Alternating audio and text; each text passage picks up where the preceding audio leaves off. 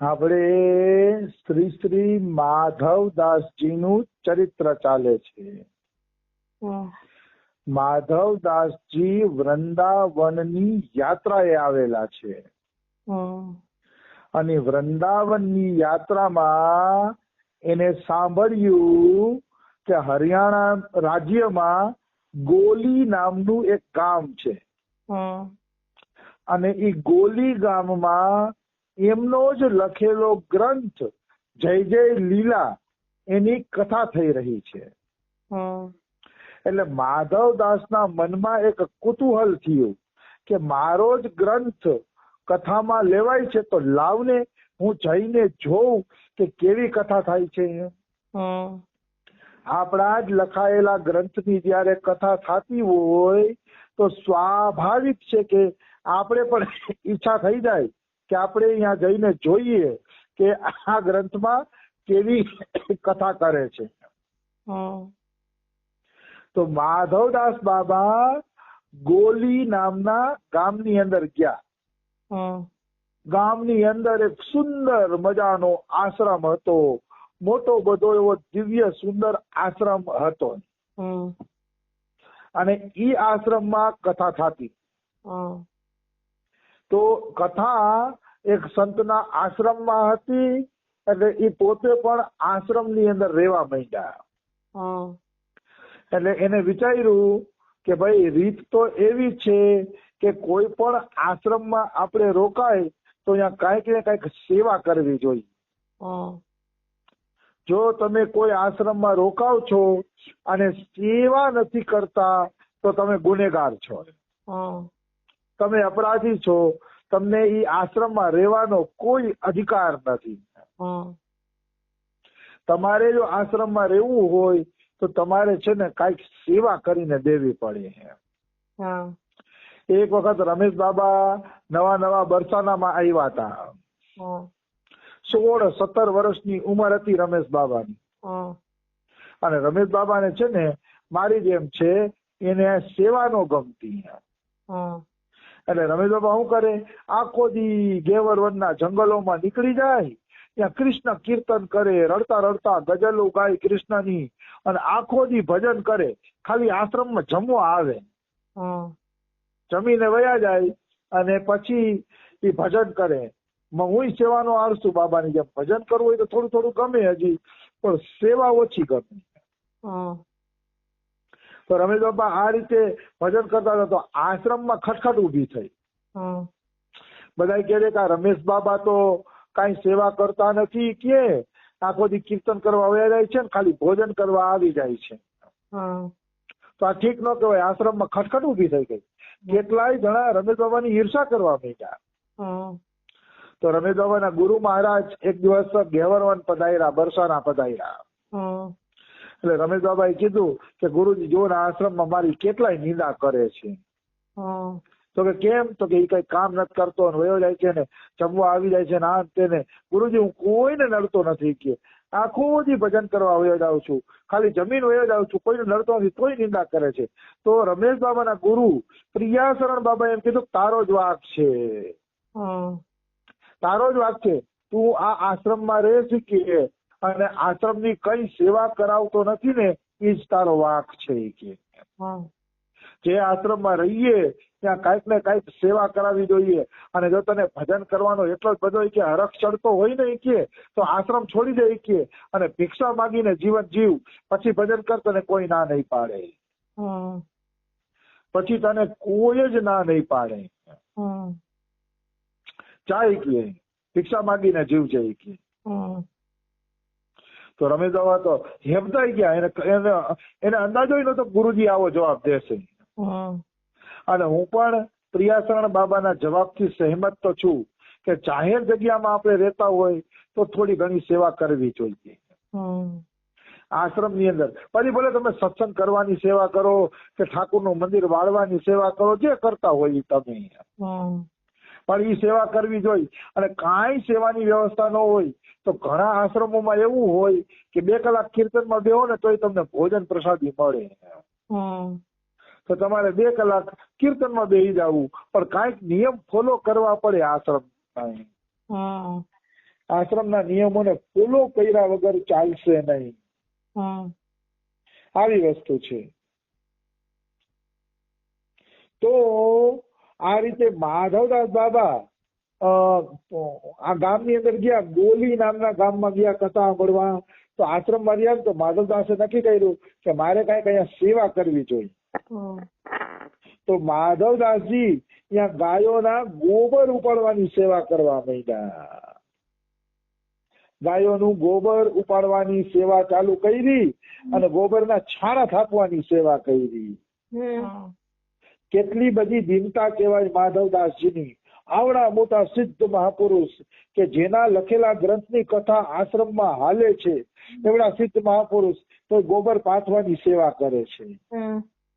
એમ નથી કેતા કોઈને કે જે ગ્રંથની કથા હાલે છે ને લખવા વાળો હું જ છું, નહીં, પોતાની જાતને છુપાવે છે. એટલે એને કોઈને કીધું નહીં કે હું જ આ ગ્રંથનો કથા વાળો છું. તો આવી દીનતાથી સેવા કરવા માંડ્યા. બીજો ભાવ એવો છે કે માધવદાસજી દેખાડે છે કે સેવામાં કોઈ કામ નાનું મોટું હોતું નથી. સેવાનું કોઈ કામ નાનું મોટું હોતું નથી. તમને વારવાની સેવા મળે તો એને મોટું માનીને કરવું જોઈએ. આવી વસ્તુ છે. એટલે ખૂબ જ પ્રેમપૂર્વક ગોબર પાથવાની સેવા કરવા માંડ્યા. ત્યાં થોડાક સમય પછી અહીંયા જગન્નાથપુરીથી એક પરિચિત સાધુ આવ્યા. તો જગન્નાથપુરીથી સાધુ આવ્યા ને આશ્રમમાં કથા સાંભળવા. ઈ ઓળખી ગયા કે આ ગોબરના છાણા થાપે ને ઈ તો માધવદાસજી છે. જગન્નાથપુરીના માધવદાસજી છે. અને જે ગ્રંથની કથા હાલે છે એ ગ્રંથ આમને જ લખ્યો છે.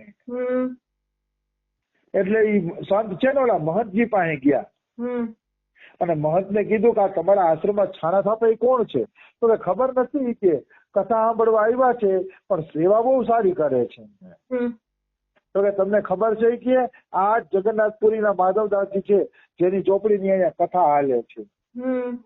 આ સાંભળીને તો મહંતજીને કાપો તો લોહી નો નીકળે એવી દશા થઈ ગઈ. ત્યારે બાપ રે, આવડા મોટા મહાપુરુષ પાસે અમે છાણા થપાવવાની સેવા કરી છે. એને બહુ અફસોસ થયો એટલે દોડીને ગયા અને માધવદાસજીના પગમાં પડી ગયા.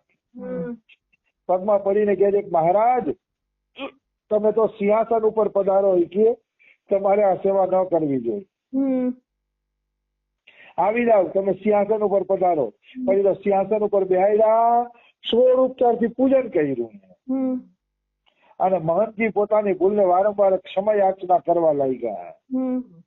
ત્યારે માધવદાસ કે ભાઈ તમારાથી કઈ ભૂલ થઈ નથી અને આશ્રમમાં રહું છું તો નાનું મોટું કામ કરાવવું એમાં શું મોટી વાત છે? નાનું મોટું કામ તો મારે કરવું જોઈએ ને. પછી માધવદાસને ખબર પડી ગઈ કે અહીંયા મારા વખાણ વધી ગયા છે, અહીંયા મારી આ રીતે પૂજા થઈ છે. એને ખબર પડી કે આવા વખાણ વધી ગયા છે એટલે માન પ્રતિષ્ઠા વધી ગઈ છે એવું લાગ્યું. એટલે ત્યાંથી જગન્નાથપુરી વયા ગયા. ત્યાંથી પછી એ જગન્નાથપુરી પ્રસ્થાન કરે છે. મતલબ જો આ સાચા સંતનું લક્ષણ છે કે જ્યાં વધુ માન મળે, વધુ પૂજા પાઠ મળે, આ મળે તો એ જગ્યા એને છોડી દેવી જોઈએ. કારણ કે પ્રતિષ્ઠા શું કરી વિષ્ઠા, ગૌરવમ રૌરવમ ઘોરમ.